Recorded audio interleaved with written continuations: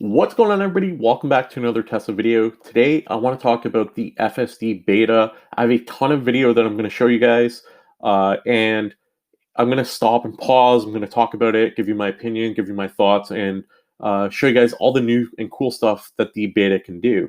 If you guys live on Twitter, like I do, chances are you've seen all these, but if not, or even if you do, hopefully I can like pinpoint stuff that you haven't noticed or you might not have seen. So last night I did do a live stream with my buddy Nick and Dax, and we talked about the release notes. We were refreshing the stream or Twitter as the stream went along, and we covered all sorts of really cool tidbits. But since then, there's been a lot of video footage, and I kind of compiled it all into one video for you guys today. So let's get started with our first clip. All right, so our first clip here is the setting itself. And full disclosure, I will have in the description below links to all the tweets and all the people so you can follow them directly for future FSD content. So the first one I want to show you is basically the toggle for full self-driving. You can see it here. It says full self-driving beta. And that is pretty much the extent of this video. There are a lot of toggles that we have under autopilot, and he did share just like a brief little glimpse of the update. And this is the first thing, or the first little video that we had that went live. And man, oh man, there's so much to take away from this video at the time. And I didn't know what those little dots were, but I'll explain more as we go throughout this video. So we have a new toggle, or if you're on the beta, you have a new toggle. Up next, also from Brandon, is the car making a left. So this is the on-screen display. I'll show you what it looks off-screen. But I'm going to pause it at a certain point, and there's a reason for it. I want you to pay attention to the speed at which it turns. So it makes a full stop here. It waits for the car to pass, and then it's going to start picking up speed to make its left. And you're going to see it actually is pretty quick, right? Because you obviously don't want it going really slow. So you can see here, I kind of paused it. You can kind of make it out. It is a 12. So the car is going fairly fast as it makes its left.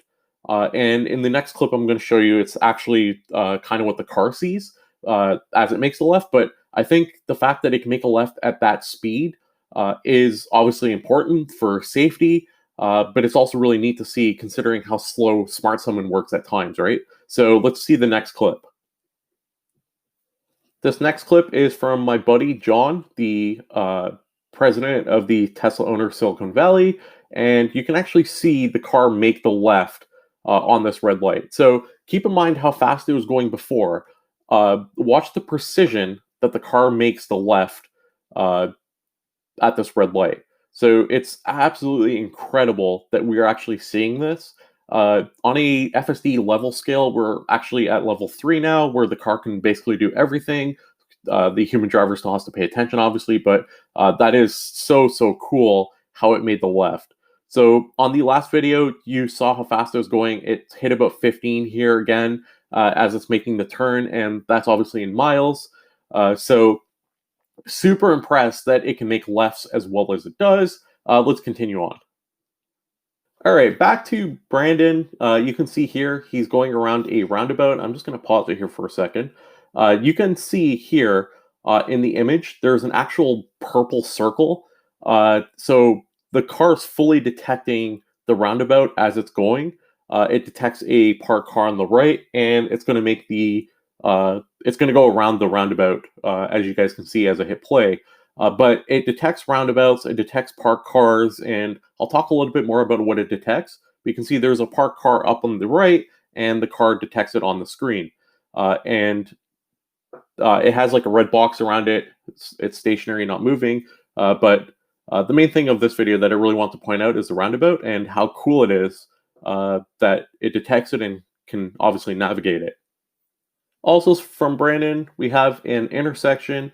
So you can see here, the green is a car in front of the Tesla that it's following. So it kind of displays that now a little bit differently. And again, because this is beta, we're going to see a lot of visualizations that we won't see on the final release. Because I don't foresee having the whole entire Pac-Man dot eating version that we're seeing in the user interface currently. But you can kind of see that it's detecting and picking up way more than it used to. So the cars on the side are parked cars in driveways, and the car is just driving along. It can see the yellow lines, it can see curbs, and it can distinguish between curbs and lane markings and so on and so forth. So extremely exciting to see all this happen in the real world.